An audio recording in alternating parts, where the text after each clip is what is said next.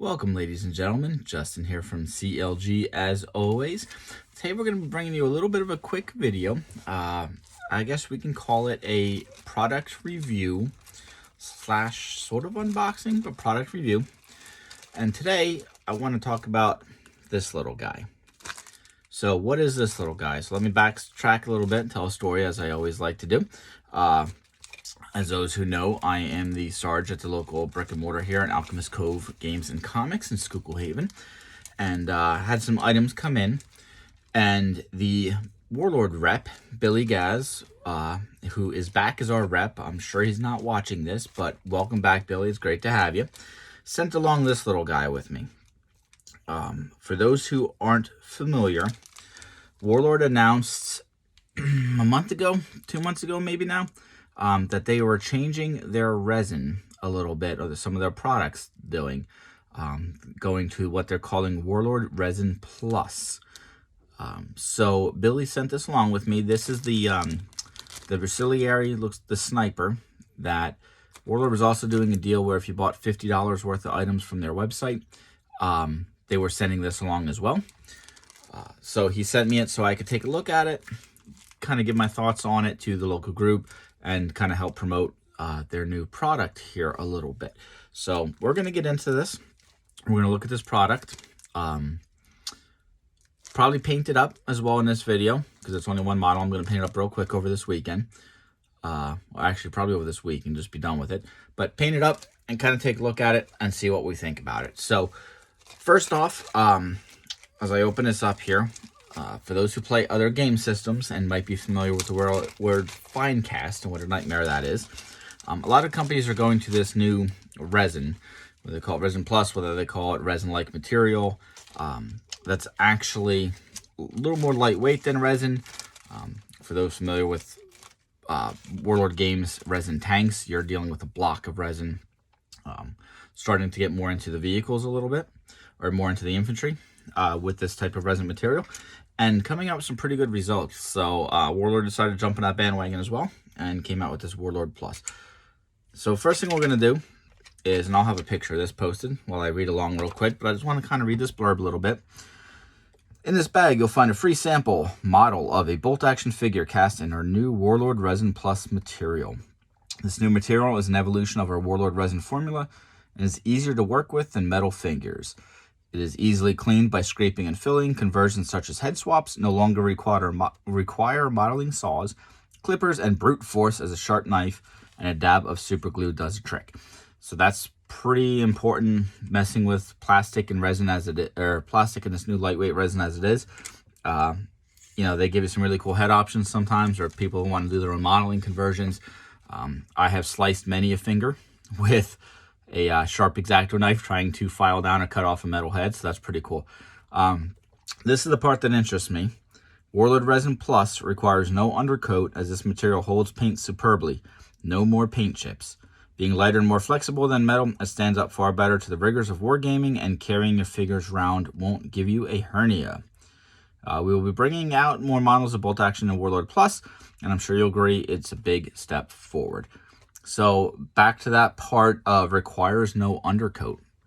I'm very curious to see how that plays out. So what I'm going to do with this is I kind of want to show you the model a little bit, give my thoughts on it, because, you know, what I say absolutely matters in a wargaming world. Not really, but as a standard basic wargamer who likes to play and messes around with a bunch of different companies and is an okay painter. My skills have improved, but I'm not high level. I'm kind of curious to see how this takes the paint without priming it. I'm going to try that and just kind of give my overall thoughts for the average Joe gamer. So first, let's look at the model, and I'll have some snaps here as I'm talking about this as well. But let's try to get my phone to get on that. Is that getting in on that? It is not getting on that. Come on, get in on that. All right, that's why I'm going to do photos. So this is the laying down model. It is very lightweight. It does look pretty good. There's a little bit of flashing here on the end of the barrel. That is really the only flashing I see. Very, very slight mold line along the legs. Nothing extreme. But I am really actually impressed with the detail on this model. And I really wish I could get you guys to see this whole thing here. But it is impressive. So there's a slight bend to that barrel too. And I say slight, I mean the slightest. No worse than my metal barrels that could shoot around corners. And like I said about no paint chipping and flaking, my metal fins, the rifles were so bent up after a while that I have to go back and actually repaint some of the rifles because the paint is chipping off them, even with a good primer on it. It looks like, usually with resin or the old fine cast days, they say you could run some warm water over it. I'm going to probably mess around with that just a little bit. I could probably just do that, and it's good. I see no other issues with this at all. Again, like the canteen belt or canteen strap, facial figures. I mean, it's a pretty good. The boot legging wraps are really good as well.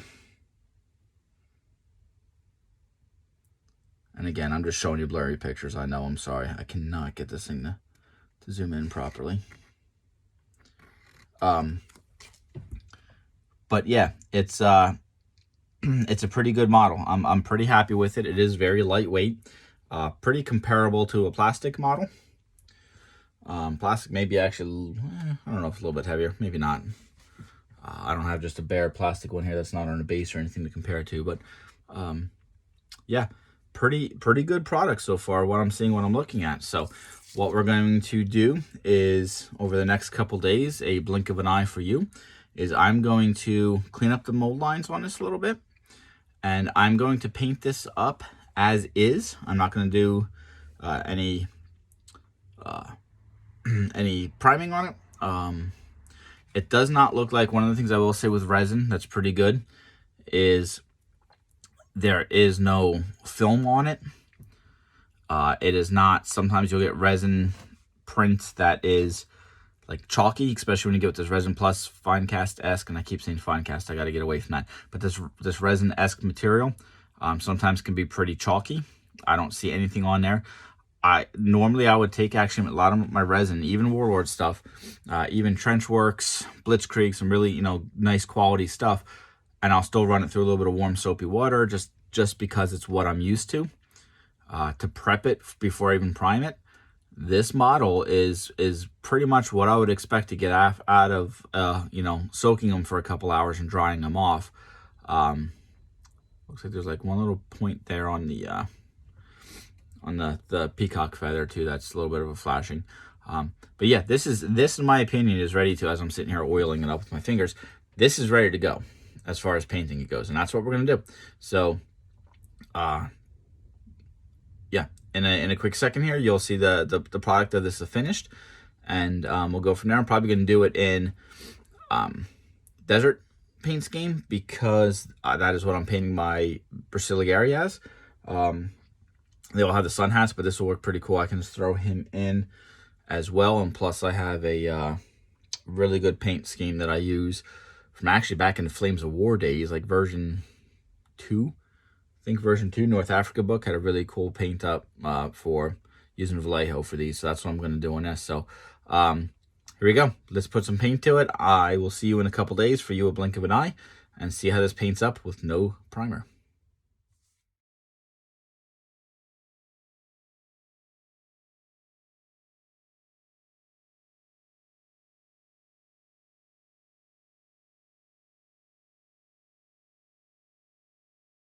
All right, everybody, so here we go. We got it all painted up.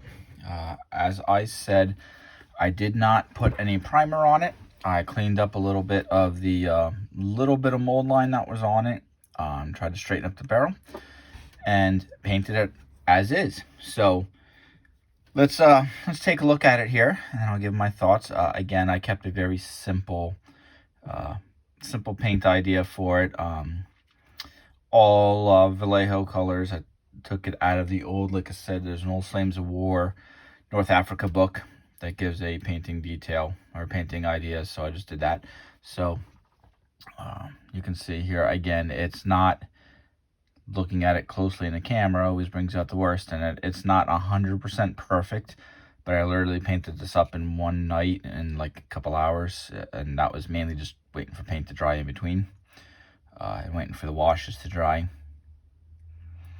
But I will say that it took the paint pretty easily and pretty nicely. Now, what I did have problems with is, can't really see too much, but I did notice, because like an idiot, let me see. Actually, no, I'm going to say because I wanted to try it, not because I was an idiot.